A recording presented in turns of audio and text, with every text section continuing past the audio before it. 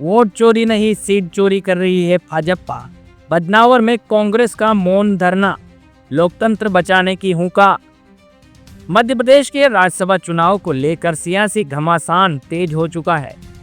कांग्रेस प्रत्याशी मीनाक्षी नटराजन का नामांकन निरस्त होने के विरोध में बदनावर में कांग्रेस कार्यकर्ताओं ने एक दिवसीय मौन धरना और उपवास कर भाजपा सरकार के खिलाफ जोरदार प्रदर्शन किया है।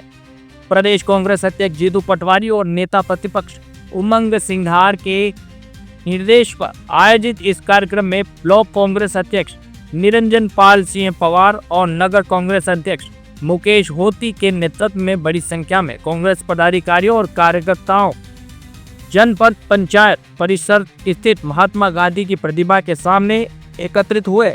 सुबह 11 बजे से शाम 4 बजे तक चले इस मौन धरने के दौरान कांग्रेस नेताओं ने राज्यसभा चुनाव में हुई कार्रवाई को लोकतंत्र के खिलाफ बताते हुए भाजपा पर गंभीर आरोप लगाए हैं।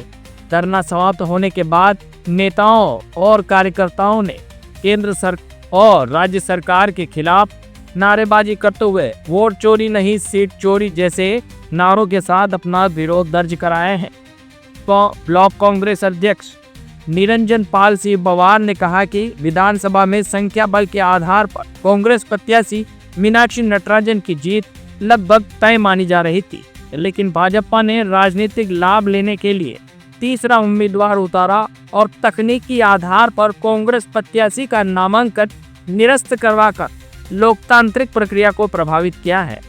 कांग्रेस नेताओं ने आरोप लगाए हैं कि देश में संवैधानिक संस्थाओं का दुरुपयोग कर विपक्ष की आवाज को दबाने का प्रयास किया जा रहा है। उन्होंने कहा कि अब लोकतंत्र और संविधान की रक्षा के लिए आर पार की लड़ाई लड़ी जाएगी और कांग्रेस पार्टी अंतिम सांस तक लोकतांत्रिक मूल्यों की रक्षा के लिए संघर्ष करती रहेगी।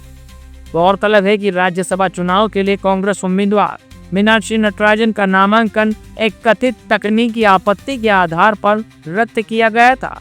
कांग्रेस का दावा है कि जिस मामले के आधार बनाया गया है वह कोई आपराधिक मामला नहीं बल्कि एक सिविल नोटिस था। धरना प्रदर्शन में अशोक डावर, निर्देश सोनग्रा, धनपाल सिंह, कृष्णपाल सिंह, राम बाबू श्रीवास्तव, धर्मराज पाटीदार, निलेश शर्मा, यशवर्धन सिंह पवार, अर्जुन ठाकर सहित बड़ी संख्या में कांग्रेस पदाधिकारी और कार्यकर्ता मौजूद रहे। कि एकजुटता थी हमारे विधायकों में, बीजेपी के विधायकों में भी हड़बड़ थी।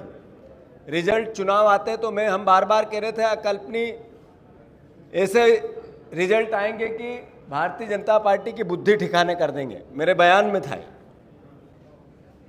जो हरीश चौधरी जी ने कहा कि जो फॉर्म में उसमें लीगल नोटिस के डिक्लेरेशन का कोई प्रोविजन ही नहीं है। ये फॉर्म आप देखोगे तो उसमें इस बात की सत्यता आप पाओगे। फिर आदरणीय धनोपिया जी ने कहा कि एटीट्यूड इस तरीके का था कि उनको क्राइम करना था।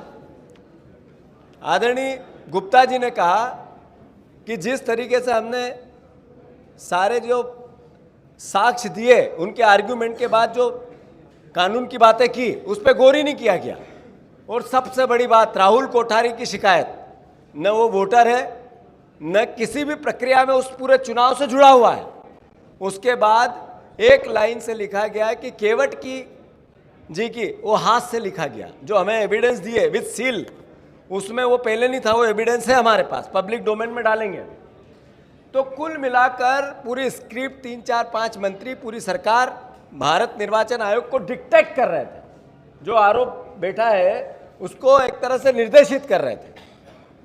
कांग्रेस पार्टी पूरी ताकत से ये देश के संविधान की लड़ाई देश की जनता के साथ आपके साथ मिल